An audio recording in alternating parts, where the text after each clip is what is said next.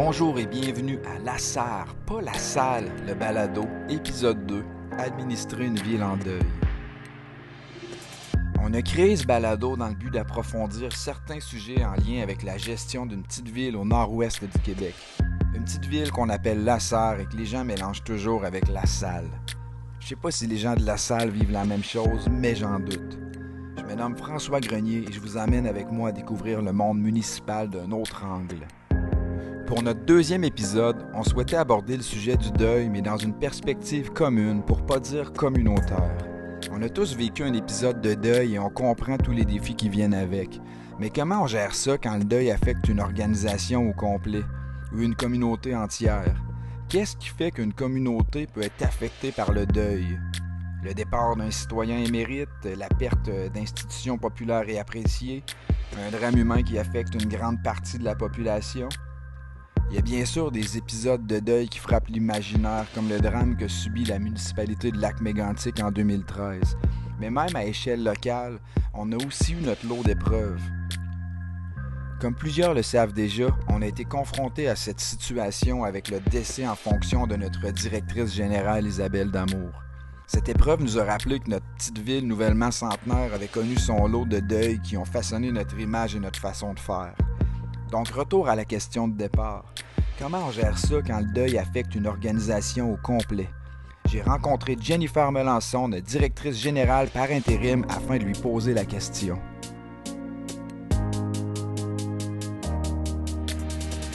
Jennifer Melançon, embauchée à la comptabilité en décembre 2020, ensuite aux ressources humaines en mars 2022. Depuis janvier 2023, tu es notre directrice générale adjointe services administratifs et RH. Et depuis quelques mois, notre directrice générale par intérim.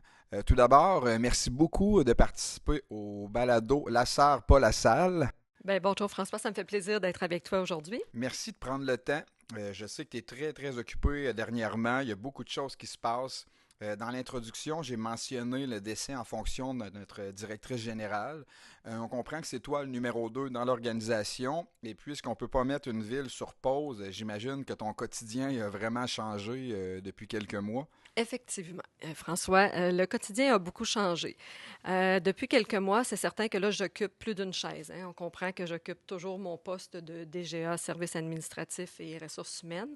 Mais effectivement, c'est ajouté à ça le poste de directrice générale par intérim. C'est sûr que mon quotidien a beaucoup changé. Comment je te dirais ça? Je pense que c'est le temps. Le temps, je manque carrément de temps. Mais heureusement, je suis quelqu'un quand même qui est bien organisé. Je suis quelqu'un de calme. Ça m'aide beaucoup. Tu vois, je me rappelle, c'est cet automne, je parlais avec Isabelle justement quand il y avait une petite période que ça allait moins bien. Elle m'avait demandé ce que j'étais prête à laisser tomber advenant le cas où elle devait arrêter peut-être pour une période de temps, arrêter de travailler. Donc là, elle m'avait dit, tu sais, hein, Jennifer, que tu ne pourras pas mener de front les deux postes, hein, parce qu'elle dit, on travaille toutes les deux à très, très temps plein. Donc, elle dit, il va falloir que tu trouves un moyen là, de déléguer ou d'aller chercher de l'aide à quelque part. Donc, effectivement, à ce moment-là, on réalisait qu'on avait beaucoup d'enjeux, de défis, de projets, puis que la tâche était énorme. Mais à ce moment-là, dans le fond, il n'y est rien arrivé. Isabelle n'a pas fait d'arrêt de travail, donc on a continué sur notre aire d'aller. La question ne s'est pas reposée. Là. Peut-être le seul regret que je vais avoir eu, c'est de ne pas avoir abordé le sujet clairement avec elle. Il me semble qu'on aurait dû le faire, mais en même temps, c'est soit qu'on était dans le déni, c'est soit que de croire de ne pas le faire, de ne pas en parler, ça repoussait l'échéance.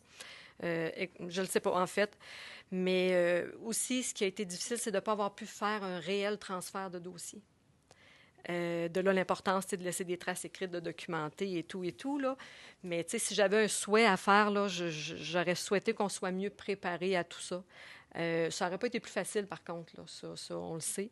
Mais ça aurait peut-être été moins déstabilisant, parce que là, du jour au lendemain, il n'y a plus de contact, plus d'échange, plus rien.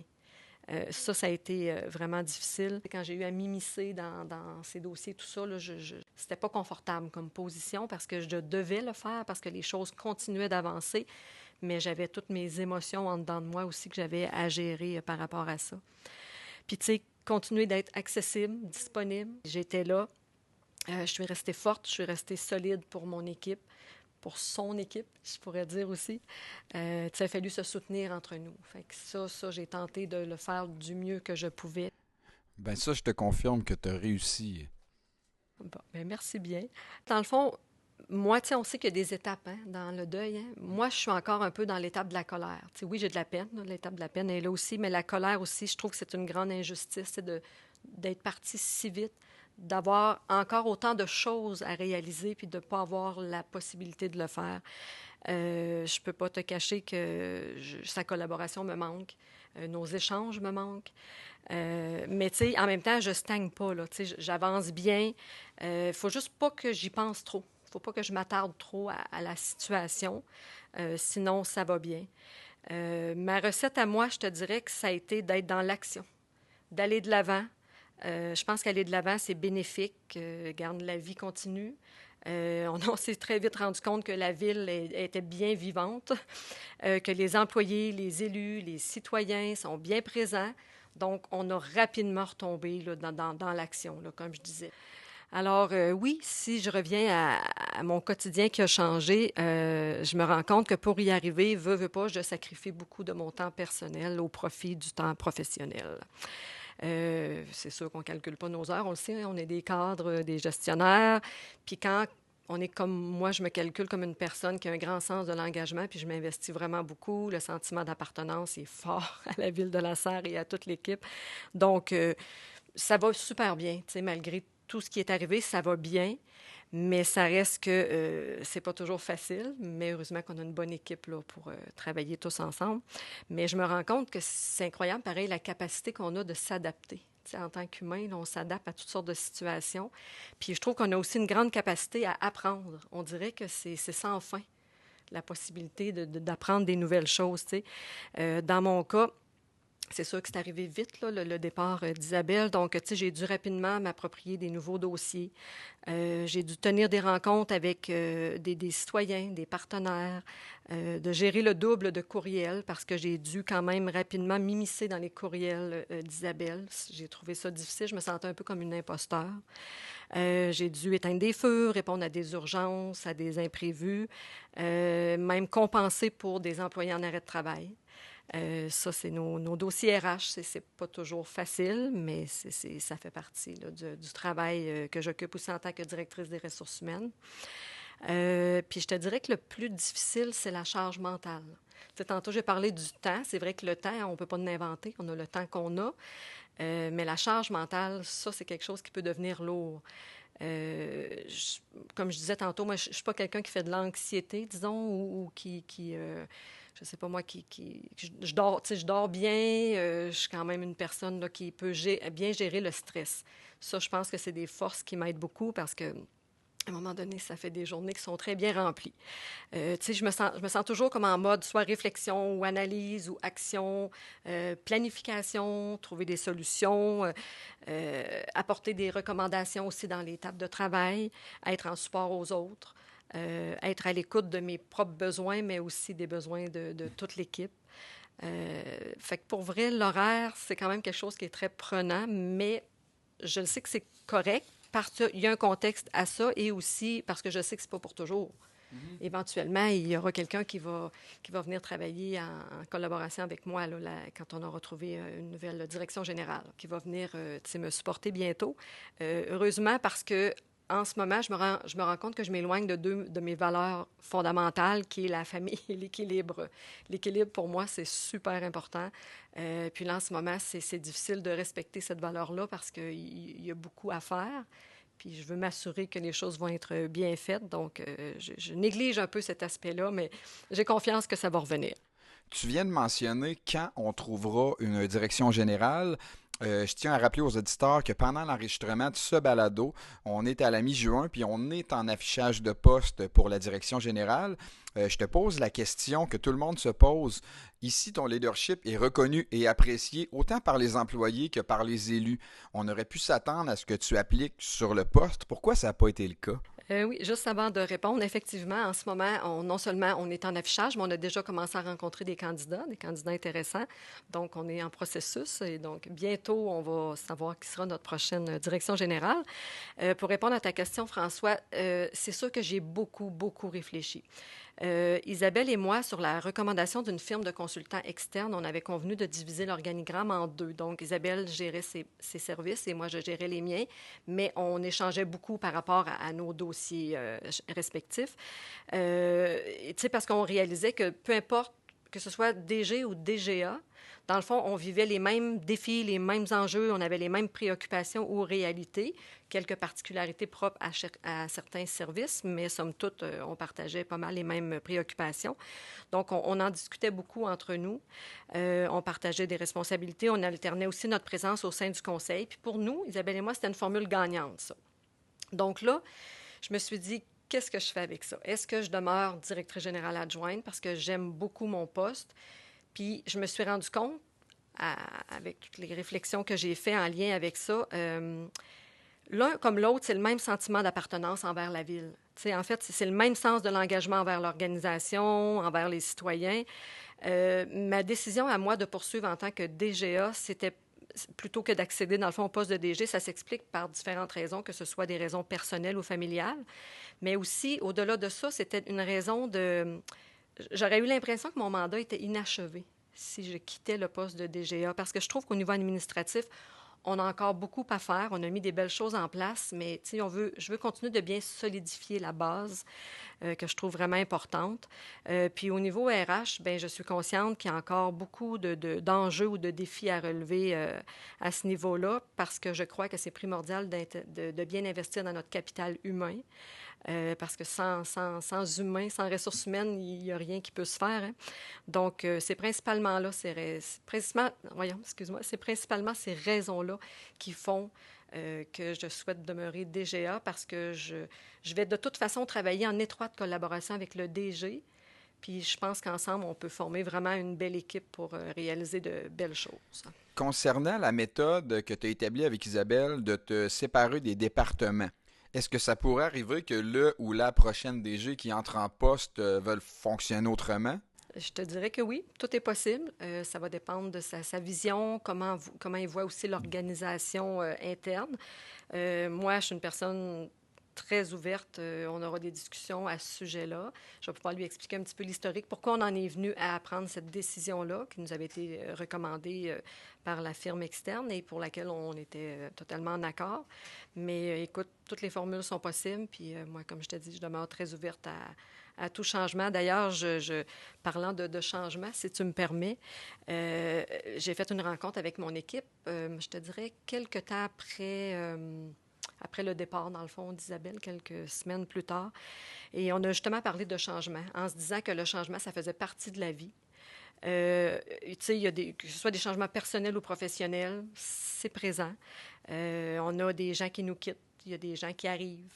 Ceux qui nous quittent nous manquent, évidemment. Ça laisse des vides.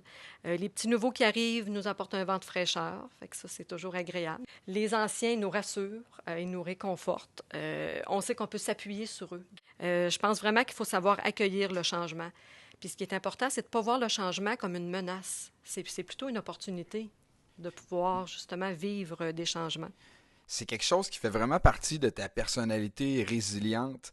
On comprend que la situation là, des derniers mois était vraiment pas évidente, mais nous, on l'a comme pas trop senti. Tu as été une belle protection pour l'équipe. Tu as pris beaucoup de choses sur toi. Puis, tantôt, quand je mentionnais qu'on reconnaissait ton leadership, c'est un petit peu ça que je voulais dire. On est content que tu restes en poste de directrice générale adjointe. Puis, tu sais, on comprend aussi que dans la méthode que vous avez établie, toi, Isabelle, tu sais, il y a plus une DGA puis une DGB que une directrice générale puis une adjointe. C'est vraiment gentil ce que tu me dis. Je l'apprécie beaucoup. Mais tu as raison, tu sais, parce que quand je l'ai réfléchi aussi à la possibilité d'aller vers ce poste-là, je n'avais parlé avec notre maire, bien évidemment, et avec un petit peu le conseil. Puis c'est ce que je leur ai dit. je souhaite demeurer je ne veux pas nécessairement être une bonne première, mais une excellente seconde. Je le voyais un peu comme ça. Puis effectivement, que ce soit le maire ou certains conseillers, ils m'ont dit, tu sais, qu'on respecte ta décision, parce que moi, j'ai bien expliqué au conseil et au maire ma décision. Puis on dit, on t'aurait appuyé dans les deux cas. Lors du deuxième affichage, il y a eu une petite vidéo qui a été tournée avec toute l'équipe de direction. J'imagine que c'était dans le but de clarifier ça. Quand l'équipe des communications nous avait proposé de faire la vidéo, ben c'était bien que j'en fasse partie de cette vidéo-là parce que ça venait, s'il y avait une rumeur qui circulait à l'effet que j'aurais le poste d'emblée ou que j'avais choisi d'appliquer sur le poste, peu importe, mais là, ça venait un peu démystifier ça. C'est que non, je demeure DGA et nous sommes réellement à la recherche d'un DG. Bon, ben les sceptiques seront confondus.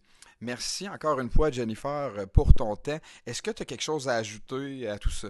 Un petit mot à mes collègues, que ce soit les directeurs de services avec lesquels je travaille en étroite collaboration, que ce soit tous les employés qu'on côtoie aussi tous les jours. Tout ce beau monde-là a été et sont encore accommodants, aidants, prévenants, attentionnés. Je remercie toute l'équipe d'être si généreux et engagés dans leur travail. Je vous remercie pour qui vous êtes. Je vous remercie d'avoir été là à mes côtés et de l'être encore, de continuer de faire ce que vous aimez. Vous le faites pour vous, vous le faites pour nous, vous le faites pour Isabelle, vous le faites pour les citoyens qui sont au cœur de notre implication au sein de la ville de La Sarre. Puis un petit mot pour mon maire. Je dis mon maire, comme dirait ma collègue Sylvie, qui s'approprie son maire. On rit beaucoup avec ça. Yves m'a offert tout de suite qu'on se fixe des rencontres hebdomadaires, donc à tous les lundis de 16h30 à 18h30. C'est un moment qu'on est là l'un pour l'autre. Yves prend le pouls de l'organisation.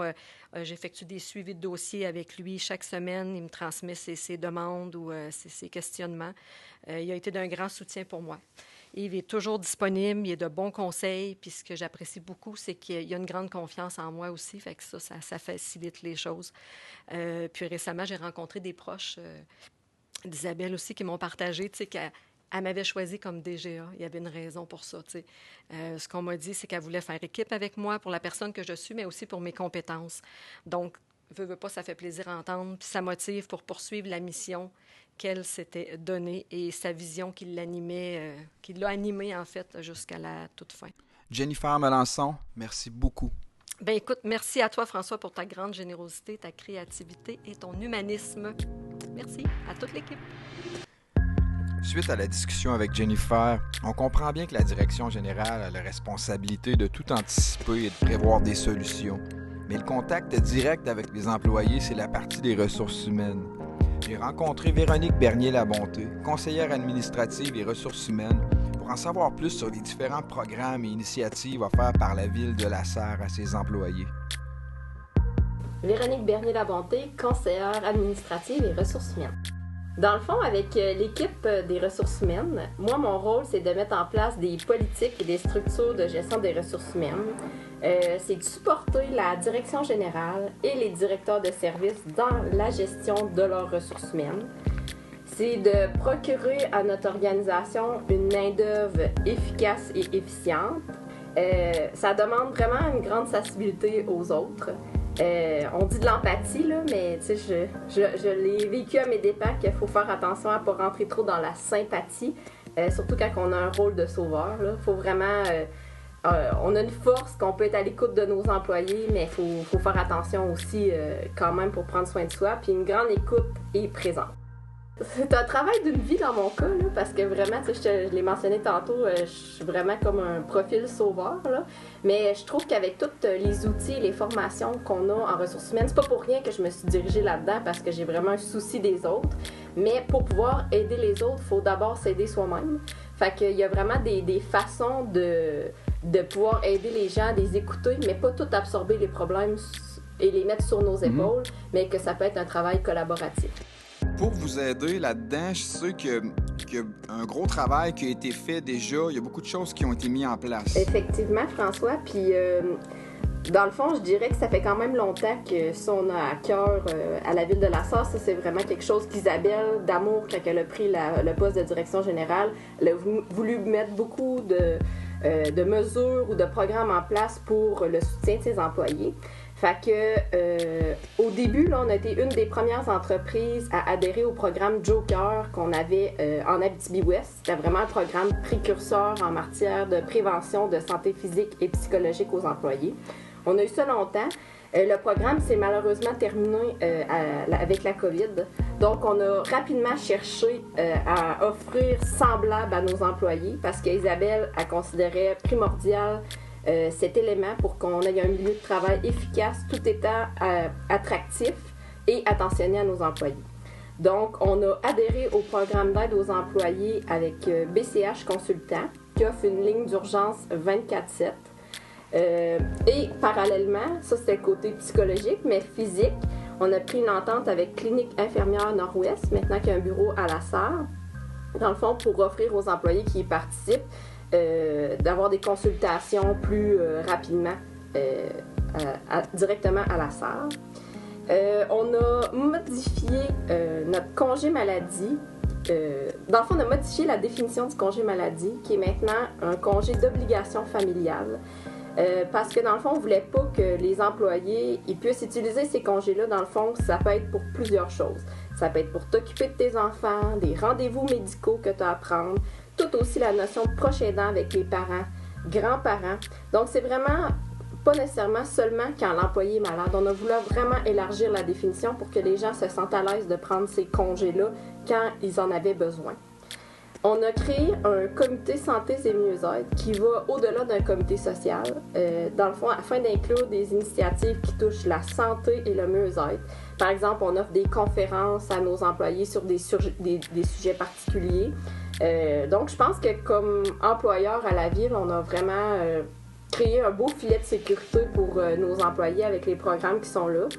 Puis, je tiens vraiment à préciser que tout ce que je viens de vous parler sont des legs d'Isabelle. Qui avait vraiment la santé de ses employés profondément à cœur. Parlant d'Isabelle, on ne se cachera pas que l'émission qui porte sur le deuil collectif a été beaucoup influencée par son départ. Il y a des choses particulières qui ont été mises en place par les ressources humaines pour accommoder les employés. J'aimerais ça que tu nous en parles un petit peu. Oui, François, dans le fond, c'est sûr que nous, quand on a appris qu'Isabelle en était à ses derniers jours, plusieurs initiatives personnelles provenant des employés ont été mises en place. Je vais donner par exemple, on a créé à l'intérieur même de l'hôtel de ville un espace physique pour que les employés puissent transmettre un message à Isabelle, se recueillir. On a imprimé plusieurs de ses photos qu'elle était là. C'était genre un genre de sanctuaire. Puis rapidement, les gens... la majorité sont venus, même les plus introvertis, ont pris ce temps pour pouvoir le faire. À la suite de ça, on trouvait que c'était tellement un message fort qu'on se devait de lui transmettre ça pour qu'elle sache qu'on était avec elle comme elle l'a toujours été pour nous. Fait qu'on a créé une vidéo à laquelle tu as participé, François, qu'on lui a transmis, puis ça, on regrettera jamais d'avoir réussi à lui envoyer à temps. Quand Isabelle est décédée, la journée de son décès, il y a une employée qui a décidé d'aller d'allumer des lampions à la petite chapelle de Palmarol. Elle a écrit un message dans notre groupe d'employés, puis tous les employés qui souhaitaient pouvaient participer. Fait que j'ai vraiment trouvé que c'était une belle initiative personnelle. Parallèlement à ça, dans le fond, nous autres, aux ressources humaines, on était vraiment en prévention. Donc, on avait contacté notre programme d'aide aux employés BCH pour les avertir de notre situation, afin que si jamais il y a des employés qui contactent la ligne, qu'ils soient priorisés dans les demandes. Puisque, dans le fond, on était au courant qu'elle était sur ses derniers jours, donc le décès était inévitable. Donc, on avait pris le devant pour ça. Donc, Isabelle est décédée un vendredi. Excuse-moi un peu, j'ai encore un peu d'émotion par rapport à ça. Donc, on a entamé, nous autres, tout de suite les démarches pour accompagner les employés dès le lundi matin. Donc, dans la fin de semaine, on a vraiment préparé tout ça. Je tiens vraiment à remercier l'ancienne équipe de Joker.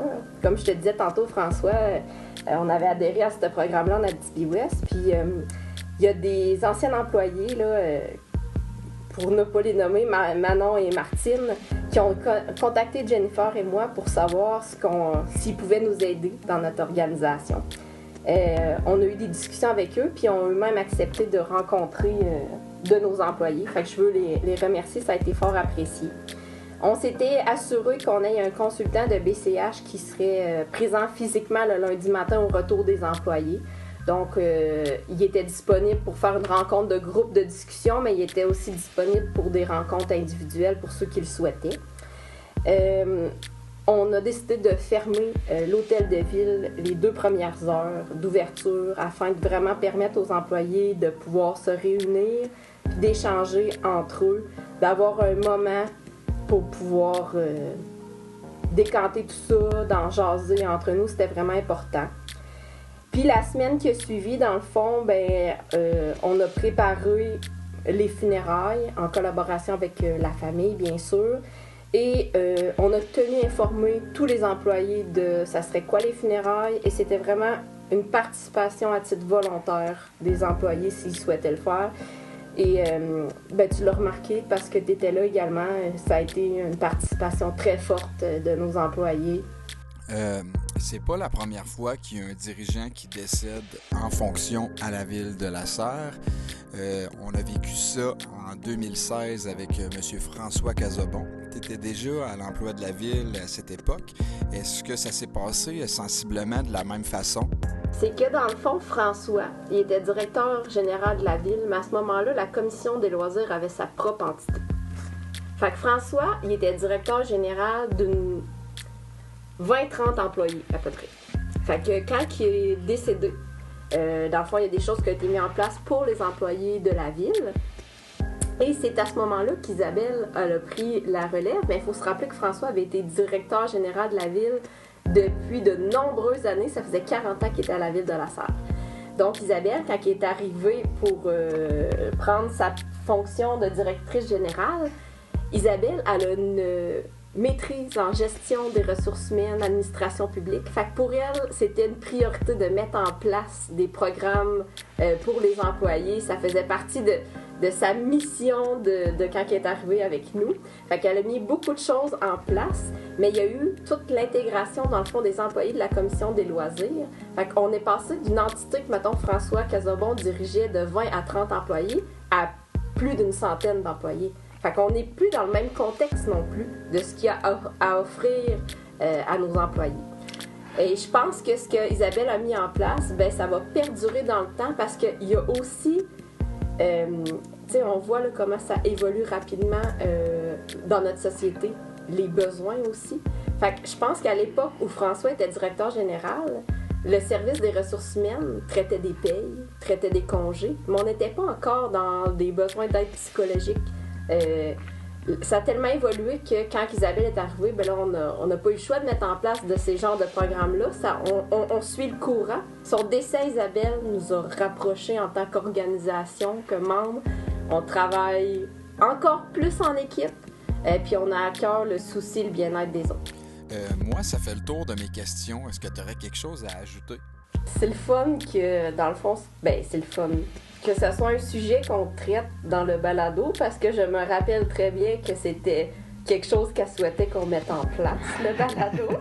Fait que là, notre deuxième épisode, qu'on parle d'elle et de son leadership, elle serait bien contente de voir ça. Puis effectivement, le cap des ressources humaines, l'enlignement qu'on donne, moi, tout ce que j'ai appris avec Isabelle, c'est ce que je vais maintenir. C'est ce qu'elle aurait souhaité qu'on poursuive. Le bien-être des employés, c'est au cœur de nos préoccupations. C'est notre ressource humaine importante. Si on se veut d'être une ville qui offre des services de qualité à nos citoyens, il faut quand même s'occuper bien de la base, qui est nos employés. Véronique Bernier-Labonté, merci beaucoup. Merci, François. En un peu plus de 100 ans, la ville de La Serre a connu son lot de deuil. Certains plus marquants que d'autres, mais qui ont tous assurément marqué notre population et changé notre façon de faire. J'ai rencontré Luc Goudreau, notre directeur sécurité incendie et sécurité civile qui compte 20 ans de service à la ville, afin d'avoir une perspective historique sur quelques événements marquants et les adaptations qui en ont suivi. Luc Goudreau, directeur du service de sécurité incendie et de la sécurité civile de la ville de Lascar. En fait, 5 collègues décédés depuis que je suis... donc 5 collègues qui étaient encore au travail lorsqu'ils sont décédés, là, pas des gens qui ont pris leur retraite et qui sont partis. Là, c'est qu'on arrive le matin et on apprend qu'ils sont décédés. Là, un très tôt dans ma jeune carrière à la ville, là, avec un collègue de travail qui s'était noyé il y a quand même plusieurs années, où on a même participé aux recherches avec l'équipe au niveau des travaux publics pour essayer de le retrouver. Heureusement, c'est pas nous qui l'avons retrouvé, mais ça avait fait une petite onde de choc au niveau du service, surtout au niveau du département. Le matin, quand on a appris qu'il était porté disparu, en fait, c'est que le contremaître du temps nous avait dit « Let's go les gars, on va aller ». On avait tous des bateaux puis des motos marines, donc... on a fait des équipes de travail, puis on s'est en allé aider là, une journée complète là, aux recherches là, pour essayer de le trouver. En contexte de travail ou spontanément, côté personnel? Là. On était le matin, toute la gang au garage, puis ils nous ont annoncé ça. On s'est jasé un peu, il a dit « Regarde, si vous voulez aller, vous êtes libérés aujourd'hui. » Fait qu'on s'est pris la gang, puis on est allé... tout le monde était venu. En fait, toute l'équipe des travaux publics avait été participée à ça. OK, bien quand même. Oui, ça avait été... en fait...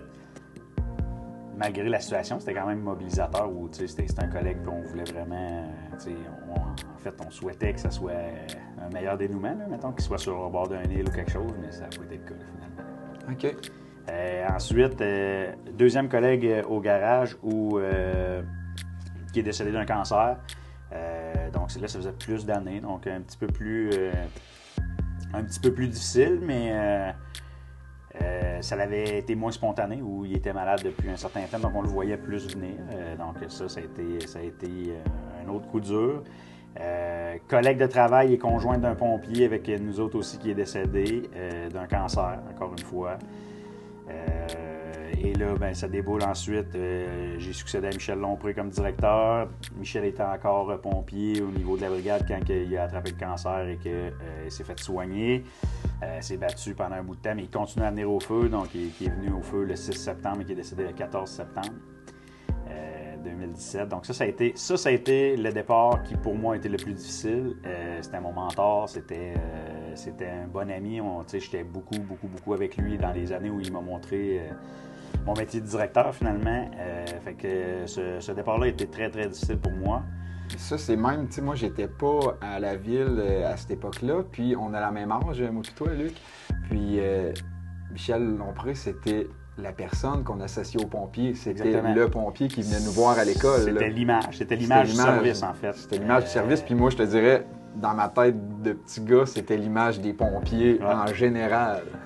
Il était longtemps, il était très, très longtemps là, il était très impliqué, très Je savais pas que tu l'avais eu dans ta brigade non plus. Je pensais que Michel avait pris sa retraite, avait pris le poste, mais je pensais pas qu'il avait continué d'être pompier. En fait, on avait fait une espèce de petit échange.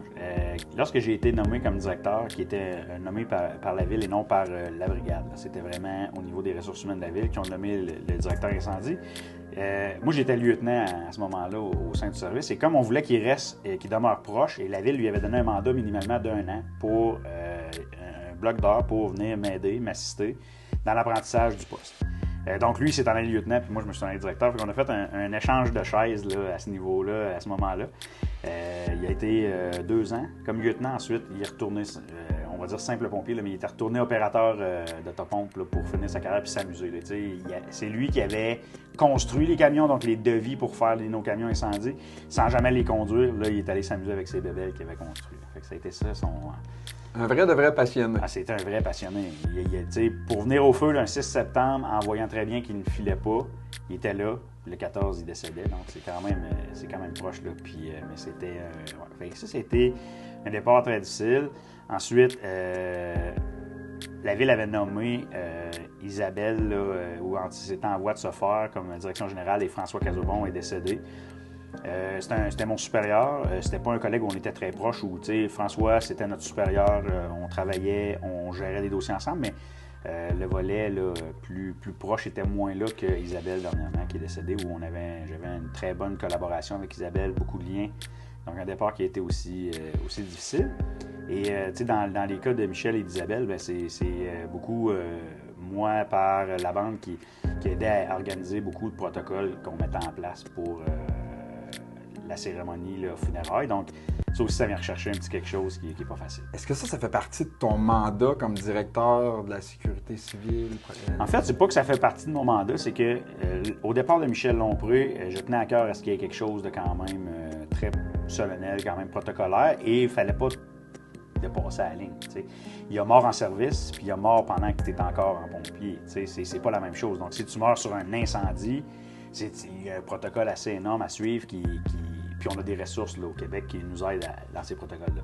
Il n'est pas décédé sur une intervention, mais il est encore pompier. Donc, on avait établi un protocole, puis on a fait quelque chose que la famille a super apprécié, puis que même notre brigade a fait du bien à notre brigade.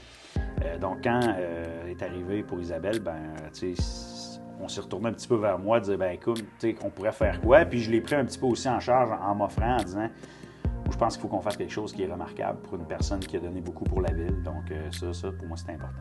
Puis je pense que ça a été vraiment apprécié, ça a été vraiment apprécié au sein de l'équipe. Je pense que tout le monde était un petit peu déstabilisé pendant cette période-là, puis tu as été un peu comme un phare pour nous autres. Hein, en fait, on est un peu habitué dans des situations chaotiques, on va dire. De simplement arriver calmement, d'expliquer qu'il y a des ressources qu'on peut s'aider, d'amener aussi une structure au niveau de hey, on organise ça, puis on va faire ça, en impliquant l'ensemble de l'équipe. En fait, que les gens qui ont pris un petit rôle, ça les aide aussi à faire leur deuil dans ces choses-là, à mon avis. Ce que je remarque là, au travers de cet épisode-là, c'est que le deuil, c'est quelque chose qui fait comme beaucoup évoluer une organisation. Il y a souvent un avant puis un après. Mm-hmm. J'imagine qu'il y a aussi des événements que peut subir une communauté qui peuvent la marquer puis changer les méthodes de faire aussi. Quand j'ai eu l'occasion d'interviewer des pompiers pour un autre projet, il y en a beaucoup qui m'ont parlé des incendies qu'ils ont marqués. Des incendies avec des décès. Je pense que vous partez tout le temps avec l'intention, on va sauver tout le monde, on va sauver les bâtisses. Vous avez cette nature-là en vous, mais il y a des situations qui ont marqué un peu votre pratique. Ouais. Au niveau de la ville, simplement la ville, là, je pense à un événement en 2002 où le garage municipal a brûlé pour la ville de La Sarre. Avant ça, pompier, c'était un service. Les travaux publics, c'est un service. Très peu de collaboration, ou en tout cas minimalement, on faisait avec. C'était comme ça. Ils sont là, on sait bien les pompiers, on sait bien les travaux publics. C'était un peu comme ça entre les deux départements. Après l'incendie des travaux publics, où les pompiers ont travaillé fort pour sauver beaucoup d'équipements, où les travaux publics, les gars qui étaient là, ont venu aider pour sauver des équipements qui fait qu'ils ont gardé leur travail. On a vu une chimie qui s'est créée, puis c'est pas moi qui l'ai vécu, mais Michel m'en parlait souvent de ça. Donc ça a créé une belle synergie entre les deux départements qui n'étaient pas là avant. Fait que ça c'est une chose.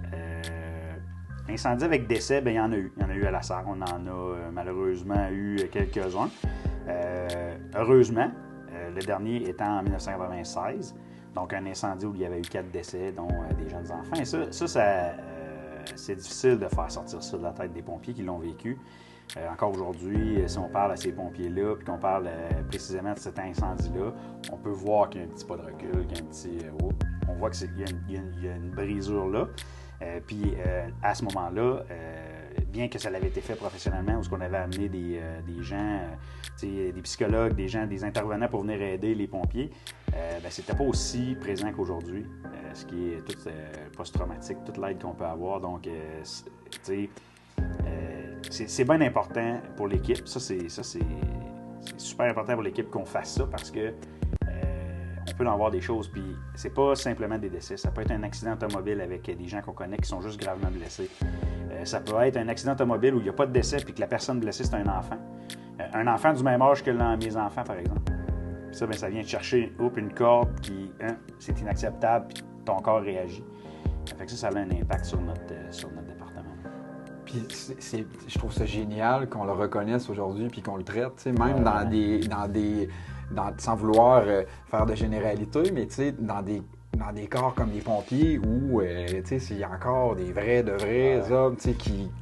C'est une image, hein, c'est une perception puis qu'il faut qu'il tombe. Puis on parle autant police, pompiers, ambulance, quelqu'un, n'importe qui peut vivre ça, c'est important. Minimalement, aujourd'hui, on parle beaucoup de consulter, puis dans tous les milieux de travail. Là, donc ça, c'est hyper important. Et ça, c'est des interventions ou des choses qui arrivent là, avec décès ou des choses plus pointilleuses, mais tout incendie peut amener quelque chose. Oui, mais tantôt, tu me parlais du garage municipal qui a eu un impact. Tu sais, des fois, on peut faire le deuil de des institutions aussi. Ouais. Exemple, là, dernièrement, tu sais, quelque chose qui a marqué l'imaginaire, l'incendie de Victor Cormier, Oui. qui n'a pas juste affecté la bâtisse, là, c'est disparu. Il n'y en a plus. T'sais, elle n'existera plus, le pavillon Victor Cormier. C'est beaucoup de jeunes depuis. En fait, c'est beaucoup de jeunes et beaucoup de maintenant adultes qui ont passé par là, qui ont vécu l'école, qui ont vécu beaucoup de premiers souvenirs là. Donc, ça a été hyper marquant pour, je pense, la population en général. Là. Les gens qui ont pu aller dans ce bâtiment-là, qui était un super beau bâtiment au centre-ville. Donc, ça, en plus d'avoir un trou au centre-ville présenté dans le milieu de notre ville. Puis, lorsqu'on a présenté les photos à l'équipe au niveau de la ville, parce que il y a des gens qui réagissaient, qui avaient des émotions qui sortaient parce que leur enfant allait là, parce que eux ont vécu des choses. Donc, oui, ça a un impact. On a eu, une polyclinique qui a brûlé où tu parles avec des gens, hey, j'ai construit ce bâtiment-là, jamais je penserais qu'il ne serait plus là. Aussitôt qu'on a un bâtiment qui brûle et qui part, c'est un morceau de l'histoire, c'est un morceau de... on a tous vécu des choses là, puis là, d'autres plus que d'autres, puis c'est ça qu'on voit passer maintenant sur les réseaux sociaux. « Ah, Caroline, te rappelles-tu, on avait ça là? » Fait que c'est des moments, c'est des choses qui ne reviennent pas. Ça amène des beaux bâtiments neufs, mais en bout de ligne, l'histoire n'est plus là. Merci beaucoup, Luc. Ça me fait plaisir. Tout ça m'a amené à porter attention aux grands Lassarois dont le nom est apposé à nos infrastructures. Que ce soit des religieux comme Ernest Lalonde ou Victor Cormier, des familles d'entrepreneurs comme les Perron ou les Bordelot, ou même des artistes comme Gilles Sainte-Croix. Qu'est-ce qui fait que le nom de ces gens-là se retrouve sur nos bâtiments, nos rues ou nos parcs? J'ai posé la question à Sylvie Lafleur, notre dynamique assistante greffière. Sylvie Lafleur, assistante greffière à la ville de La Sarre et clown d'occasion.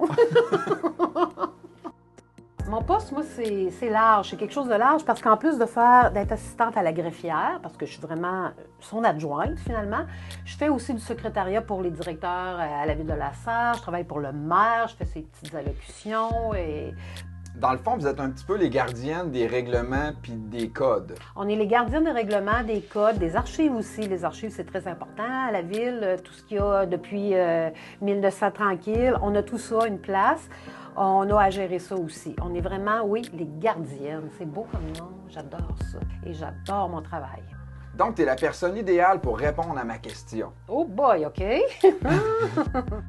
Comment on en vient à nommer des infrastructures au nom de personnes célèbres? Bien, ça, c'est une bonne question. Moi, j'en ai pas vécu beaucoup depuis que je suis en poste, mais j'ai vécu le changement de nom du théâtre, le théâtre de Poche, pour le théâtre Liliane Perrault. Puis j'ai aussi vécu un nouvel ajout, la rue Michel Perron. Et comment ça vient? Est-ce que c'est quelqu'un qui lève la main dans l'équipe et fait comme « Hey, on devrait nommer le théâtre Liliane Perrault ». Ouais, non, ça, c'est venu à son décès, Mme Perrault, c'est venu par les membres des Jeunesses musicales, parce qu'elle a été là-dedans pendant 40 ans. Ils ont dit « Hey, coucou, la ville de La Sarre, ce serait le fun s'il y avait quelque chose qui porterait le nom de Mme Mercier, Mme Perrault, Mercier Perrault. » Parce que elle, Mme Perrault, c'est une femme, mon Dieu Seigneur, moi je l'ai connue, une femme extraordinaire. C'est une femme de musique, vouée à la musique. Elle a créé la chorale Les Frédéric, elle a fondé l'école de musique d'Abitibi-Ouest. Mme Perrault, elle a été là pour les jeunesses musicales, elle les a mis en place à La Sarre. Pendant 40 ans, à chaque année, il y avait des programmations. C'était une passionnée, cette femme-là. Quand tu parlais avec elle, là, c'est fou tout ce qui sortait d'elle, là, cette petite madame-là est incroyable. Fait que, à un moment donné, Hélène, sa fille, qui était dans les jeunesses musicales, et les autres membres des jeunesses musicales sont venus voir la ville. Ils ont dit « Ce serait le fun, avez-vous une idée? » Et de là est arrivé, pourquoi pas, le théâtre de Poche, qui porterait le nom de Théâtre Liliane Perrault. Donc, je comprends, ça va être l'organisation des gens ou, tu sais, leur club ou qui va proposer le nom à la ville. Oui. Après, nous, on analyse ça. Il y a un comité qui se forme? Oui, c'est ça. Il y a un comité, en tout cas, à ma connaissance, mais là, je ne suis pas dans le secret des dieux parce qu'à ce moment-là, moi, je travaillais à la commission des loisirs. Fait que ça s'est passé du côté de la ville. Fait qu'il y a eu des discussions, des démarches qui ont été faites. Il y a eu probablement une résolution, quelque chose qui a passé. Puis, tout le monde a été d'accord pour dire que, oui, cette femme mérite que son nom soit perpétué dans la ville de La Sarre, que les gens, tu sais, soient conscients qu'elle a apporté beaucoup, beaucoup de choses, puis pendant plusieurs années aussi. Elle a collaboré à la création de la Maison de la Culture, puis la première politique culturelle aussi en 2006 était là-dedans. Fait que tu vois que c'est une femme qui méritait de laisser sa trace. Mais si je me trompe pas, Sylvie, tu as vécu un processus du début à la fin avec un monsieur Perron, si je me trompe pas. Oui, ça c'est un addon, c'est une belle histoire aussi. On cherchait... la ville, je dis on, exclut moi, là, c'est bien sûr. Ils cherchaient un nom pour un petit bout de rue. Ça, c'est la rue dans le temps où il y avait où il y a les bureaux de Normique Perron. Puis il y a un petit bout de rue où que M. Michel Perron a fait construire sa maison familiale. Parce que il trouvait, lui, qu'il était proche du bureau et de ses enfants. Parce qu'il y avait quand même 8 enfants, une épouse extraordinaire qui s'occupait de ses 8 enfants. Et puis, ce petit bout de rue-là n'a jamais eu de nom. Cherche-moi pourquoi, je ne sais pas. Puis à un moment donné, la ville a dit, non, ils ont donné un bout de terrain il était supposé avoir la maison des soins palliatifs qui se construisent là. Fait qu'ils ont donné un terrain. Fait que là, à la suite de ça, ça prend un nom d'après les normes de toponymie. Puis, moi, je me suis dit ça comme ça. Crime, ça pourrait s'appeler la rue Michel Perron, vu que M. Perron a eu sa maison-là longtemps. Et puis, après ça, c'est son fils Bertrand Perron qui a pris la relève, qui a eu la maison. Fait que là, c'est à partir de là. Mais ça, il y a un processus à faire. Faut que premièrement, que tu contactes les descendants, s'il y en a, pour savoir s'ils veulent donner le nom. Si tu fais pas ça de même pour le fun. Puis après ça, ça prend une résolution de la ville. Après ça, on envoie ça à la Commission de toponymie du Québec avec un plan de localisation. Et puis l'origine, pourquoi que nous, on veut que cette rue-là s'appelle la rue Michel Perron. Fait que moi, là, dans mon travail, le dossier m'a été donné, fait que j'ai fait la recherche. Pourquoi qu'on appellerait vraiment ça la rue Michel Perron? Qu'est-ce qu'il a fait, cet homme-là, à La Sarre de si important? Qu'est-ce qu'il a fait, cet homme-là, à La Sarre? Tu sais, il a été comment on appelle ça? Il était cofondateur avec ses frères de Normique Perron, avec son père et tout ça. Ça nous a permis, d'être capitale forestière en oui, 1989. C'est ça. C'est pas banal. C'est le fondateur de l'entreprise Normique Perron. C'est gros quand même. À La Sarre, il a fait travailler des milliers de personnes. C'est immense. Fait que c'est ça. Fait que moi, j'ai eu la chance d'appeler Mme Lise, sa femme, qui est encore vivante, qui ne reste plus en Abitibi, mais est encore vivante. Fait que moi, j'appelle la madame, puis j'ai dit bonjour, je m'appelle Sylvie Lafleur de la ville de La Sarre, nanana. Nous, on est intéressés à donner le petit bout de rue, j'explique tout ça. La nommée Michel Perron, elle était contente. Elle dit, Caroline, j'étais tellement heureuse, moi, ça a permis. Fait qu'on se met à parler, puis elle dit, t'es qui, toi? J'ai dit, moi, je suis Sylvie Lafleur, puis j'ai dit, savez-vous quoi, Mme Perron? Je dis, ma grand-mère a travaillé pour vous. Une anecdote extraordinaire. Écoute, elle dit, c'était qui ta grand-mère? Là, je nomme le nom de ma grand-mère, je peux le nommer, Lina Terrien. Elle dit, cette femme-là m'a sauvé la vie, ma petite fille. Cette femme courageuse qui avait 10 enfants chez elle à s'occuper, elle travaillait pour moi, elle m'aidait. Elle dit, c'était mon assistante de la maison, donc femme de ménage, mais elle appelait ça, tu sais, son assistante, parce qu'elle dit, elle s'occupait de mes enfants, en plus de s'occuper de ses enfants. Puis moi, j'étais tout petite dans ce temps-là, puis elle dit, je t'ai déjà vu, toi. Elle traînait ses petits-enfants aussi, tu sais. Donc, imagine comment elle était encore plus honorée de tout ça. Elle a dit, oui, je veux que ce petit bout de chemin-là s'appelle Michel Perron. Elle dit, je suis encore plus contente d'avoir fait ta connaissance, ne serait-ce que vocale. Donc, pour faire une histoire courte, après toutes les démarches, la rue a été nommée la rue Michel-Perron. Elle avait juste une demande. Elle voulait avoir une photo où c'était écrit rue Michel-Perron. Ce qu'on a fait, on a installé la petite pancarte, on a pris la photo, on y a envoyé, puis elle a remercié la ville, elle a contacté le maire, et etc., etc.